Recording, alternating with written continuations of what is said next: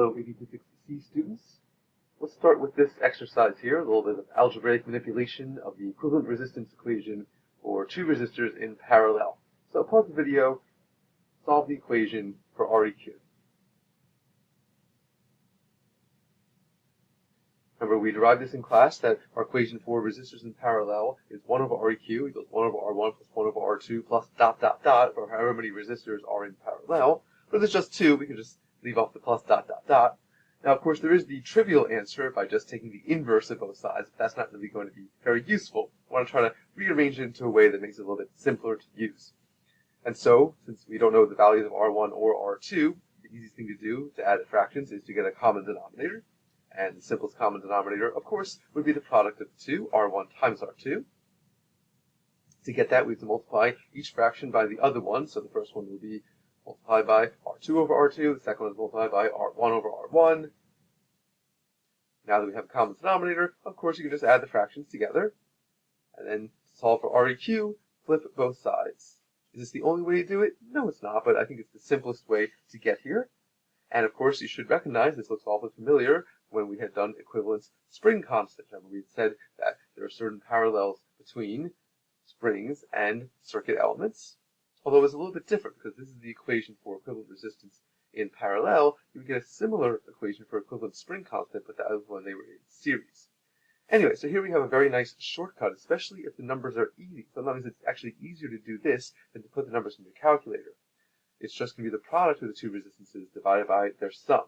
Now, if it's more complicated, that's when you go back to the original equation, especially if it's more than two resistors, and that's where you're going to use your 1 over x button. So you type in the first resistance, hit the 1 over x button, plus, type in the second resistance, hit the 1 over x button, plus, and then for however many resistances there are, and in the end, just hit the 1 over x button one more time. That's going to flip your answer to get REQ.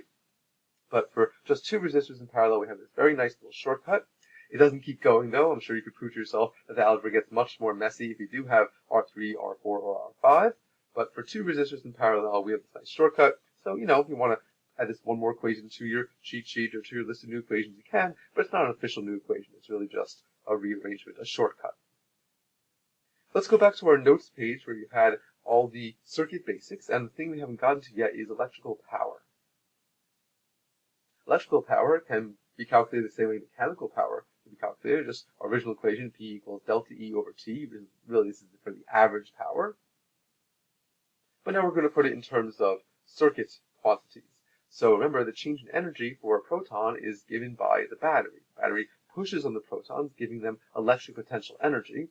So we can relate the electric potential energy change to the voltage by Q delta V. The original definition for delta V was delta UE over Q, so rearranging delta E or delta UE is Q delta V. Now if I just rearrange this a little bit, it becomes a little more interesting because now we have Q over T, which you should recognize looks an awful lot like our equation for current, which means we can say that electrical power is current times voltage, I delta V. Let's look at the units. We know that current, of course, is measured in amps, and voltage is measured in volts, so it would be the amp volt. Although I'll tell you right now, no one uses the amp volt, so let's rearrange this a little bit and play around with it. So let's remind ourselves what the original definition of the amp here is. Right, that's a coulomb per second. What about the original definition for the volt? What's that in terms of other units? Right, that's the joule per coulomb. This would be coulombs per second times joules per coulomb. You can clearly see the coulombs are going to cancel out, leaving joules per second. Or, you may remember, this is a, what's that? One more time. What? That's right, it's a watt. It's still funny. Or maybe it's not, but anyway, let's pretend it is, right? Yes, of course, that power is measured in watts. How many joules per second the circuit element is either generating or giving off. For light bulbs, we interpret power as being brightness. Right? This should make sense. If your light bulb goes out and you have a selection of light bulbs, you have the 40 watt, the 75 watt, the 100 watt light bulb. 100 watt light bulb is giving off 100 joules per second. A 40 watt light bulb is giving only 40 joules per second. And of course, the 100 watts is a brighter light bulb. And so very often when we're talking about the resistors in a circuit, if you imagine them to be light bulbs, even if they're not, that can help you understand what's happening here in terms of the power released or dissipated by those resistors. Now we're going to play around with the algebra a little bit here. Let's take Ohm's law, delta V equals IR, and I want you to pause the video and manipulate this equation, delta V equals IR, into P equals I delta V, and derive two other equations for power. First in terms of getting rid of the current, and a second time in terms of getting rid of the voltage. So here's our original equation, P equals I delta V. Let's officially box it in as a new equation. And here are the two equations you should have derived. One of them should be P equals I squared R, that got rid of the voltage. And the other one is P equals delta V squared over R, that got rid of the current.